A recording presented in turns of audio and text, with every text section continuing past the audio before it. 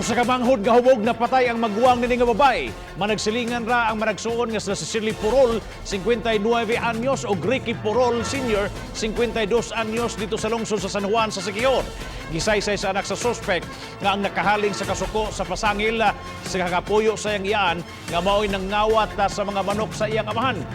Butang nga gipanghimakak sa kapuyo nga si Rino Anggutta.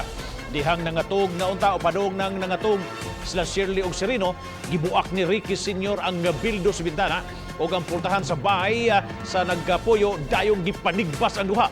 Misuway unta pagdaga ng mga biktima na panaabtan ang maguwang o natigbasan ngayon. Nagbalog karon sa Siquijor District Jail ang suspect na si Ricky Sr. o gipasakaan na kini og mga kaso. Papa, hingko og sundang ding ang akong magulang hinan pa unta ding midlagan dahil gilanat og sundang sa akong amahan dito padlong sir. Miadto na siya sa pikas kay dugay man siyang gapungot dira sir. Dugay man silang gadumot. Butayad na to nga akong asawa.